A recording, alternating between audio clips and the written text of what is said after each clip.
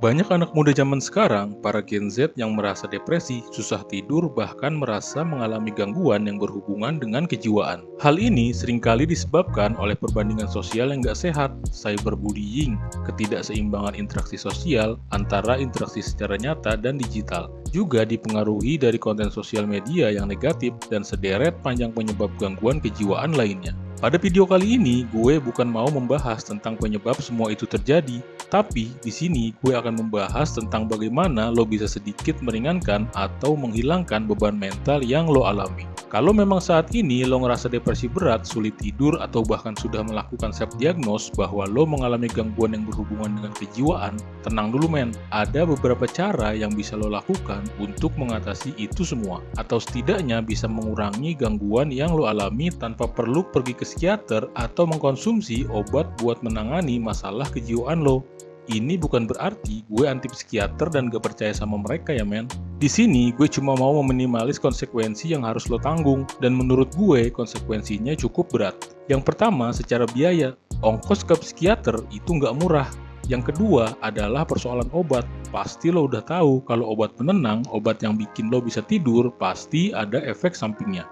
Bisa bikin lo ketergantungan atau ada yang sampai disalahgunakan. Belum lagi kalau sampai overdosis. Ada banyak contoh public figure yang sampai ditangkap karena penyalahgunaan obat penenang dan obat tidur. Untuk meminimalisir efek tadi, gue saranin lo coba dulu hal-hal ini sebelum ke psikiater. 1. Lakukan olahraga rutin. Nggak bisa dipungkiri, udah banyak studi dan riset secara ilmiah yang membuktikan kalau olahraga rutin bisa mengurangi depresi, stres, susah tidur, overthinking, dan masalah mental lainnya. Berdasarkan studi tahun 2015 dari Profesor Martin Paulus et al., dia mengatakan olahraga teratur bisa mengurangi beban mental hingga 22%. Lakukan olahraga 45 menit per sesi, 2-5 kali dalam 1 minggu. Paling bagus lakuin olahraga sampai bener-bener maksimal, sampai lo ngerasa capek. Olahraganya apa aja men, asal jangan olahraga lari dari kenyataan sama olahraga 5 jari. Bercanda men, lo bisa pilih olahraga yang paling lo sukai, paling gampang dilakuin, gak membebani, dan sesuai dengan keadaan dan karakter lo. Setelah lo rutin olahraga selama 1 bulan, review hasilnya men. Apa yang lo rasain, apa yang lo alami, apakah lo jadi lebih mudah tidur, kecemasan lo berkurang, dan lain-lain. Yang kedua, rutin berenang. Sekarang lo udah tahu kan kalau olahraga itu bisa banget mengurangi beban mental. Nah, salah satu olahraga yang paling efektif mengurangi stres adalah berenang. Berdasarkan riset yang dilakukan di Inggris, berenang sangat terbukti bisa membantu mengurangi gejala stres dan depresi ke lebih 1,4 juta orang. Coba lo rasain men, berada di air bikin lo jadi rileks dan happy. Selain itu, berenang juga adalah olahraga yang bisa dilakuin semua usia dan semua kategori berat badan. Dan nilai plusnya lagi, berenang adalah olahraga yang rendah banget resiko cedera. Nah, problemnya, kalau nggak bisa berenang gimana men? Gak apa-apa men, masuk aja ke air, jalan bolak-balik dari ujung ke ujung, main air, lompat-lompat pun jadi. Dengan begitu pun lo akan dapat efek relaksasi dan mengurangi depresi.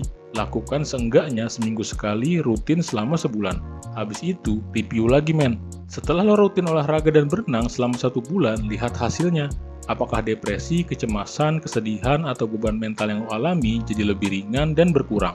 Apakah lo masih harus ke psikiater dan minum obat penenang? Kalau ternyata beban mental lo berkurang, jadi lebih happy dan jadi gampang buat tidur hanya dengan melakukan olahraga dan berenang, that's good man. Artinya, lo udah menemukan penawar yang tepat buat diri lo tanpa harus minum obat.